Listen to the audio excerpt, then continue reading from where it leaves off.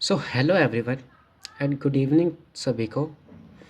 तो आज पीवाई की सीरीज़ का आज ये हमारा सेकंड लेक्चर है। यदि आप किसी भी competitive exam like CGL, CHSL, CPO, MTS और डिफेंस या फिर बैंक किसी भी एग्ज़ाम की प्रिपरेशन कर रहे हैं तो यह सीरीज़ आपके लिए काफ़ी बेनिफिशियल रहने वाली है।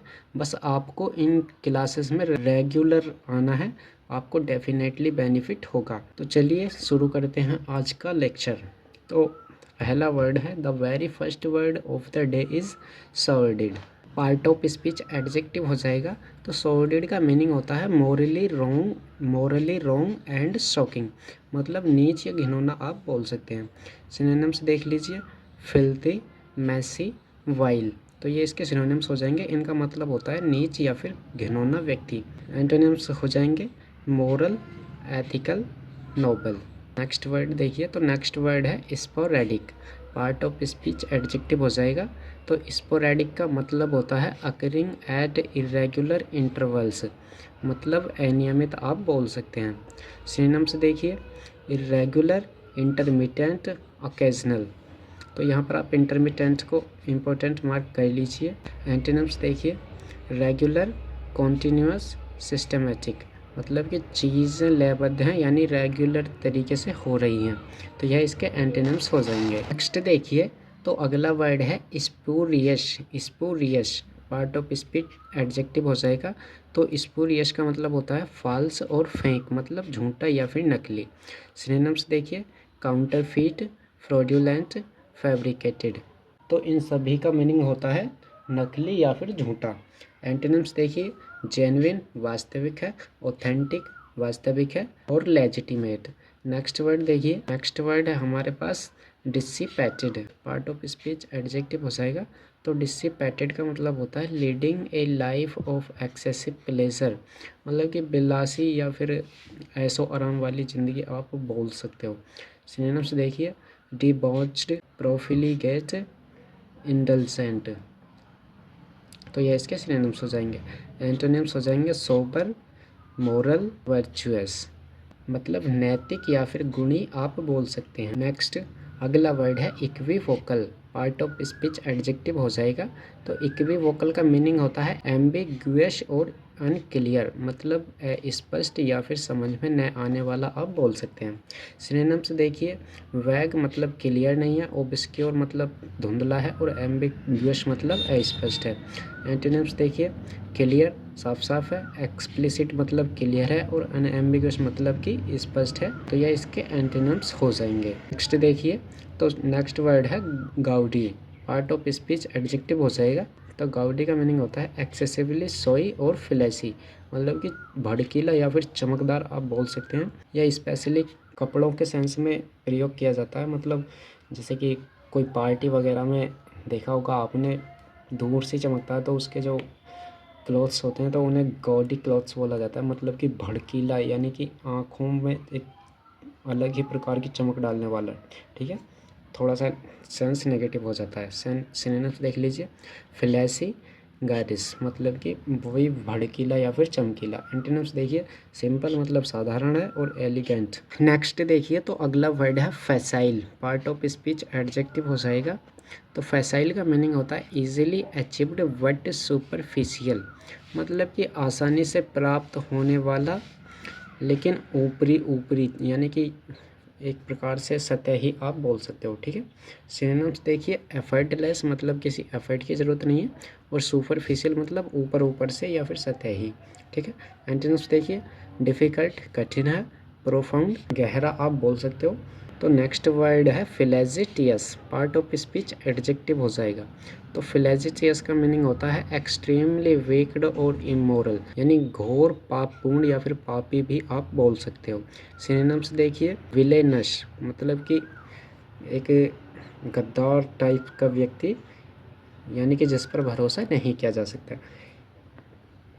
हीनस मतलब कि जघन्य अपराध या फिर घोर कृत्य आप बोल सकते हो। ठीक है, एंटोनिम्स हो जाएंगे वर्चुअस गुणवान है, मोरल नैतिक है। नेक्स्ट देखिए, नेक्स्ट वर्ड है फैकेड।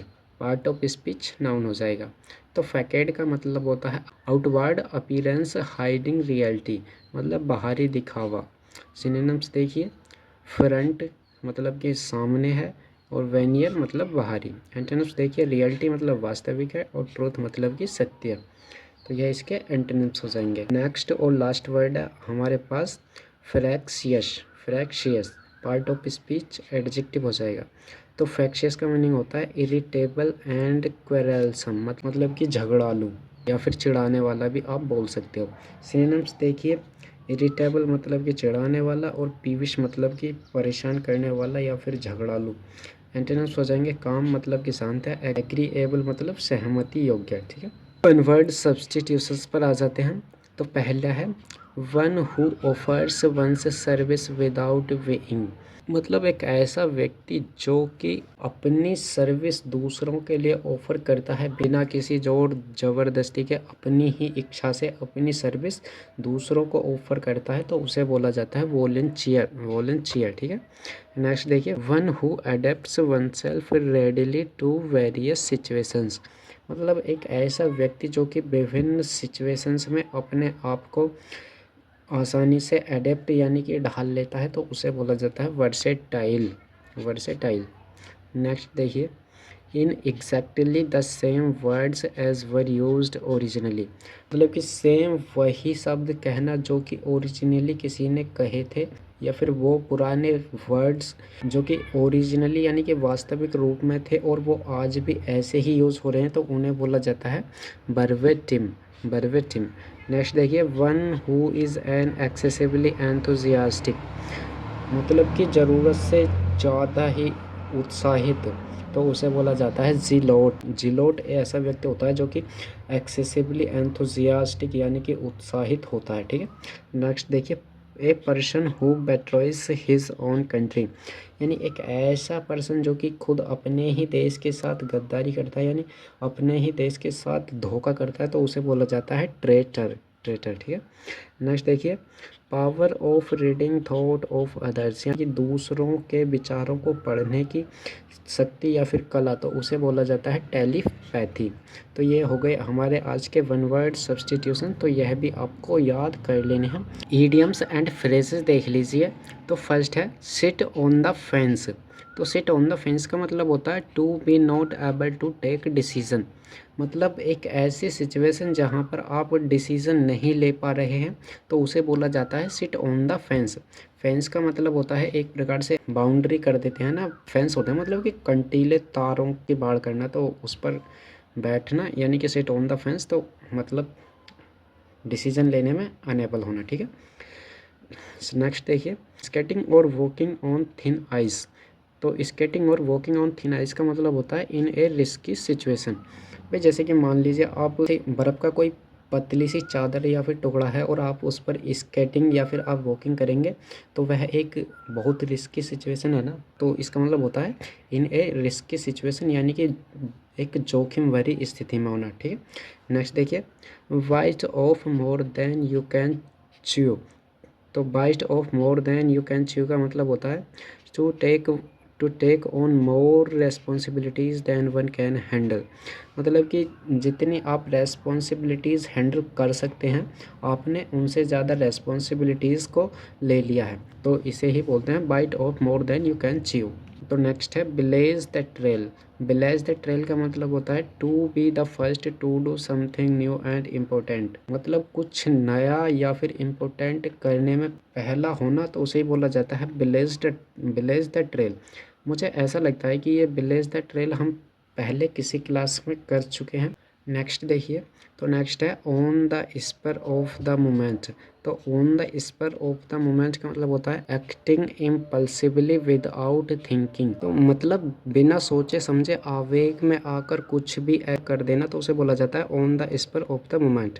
नेक्स्ट देखिए, वंस ग्रीन फिंगर्स थम। तो वंस ग्रीन फिंगर्स या फिर थम का मतलब होता है एक्सपर्ट इन गार्डनिंग,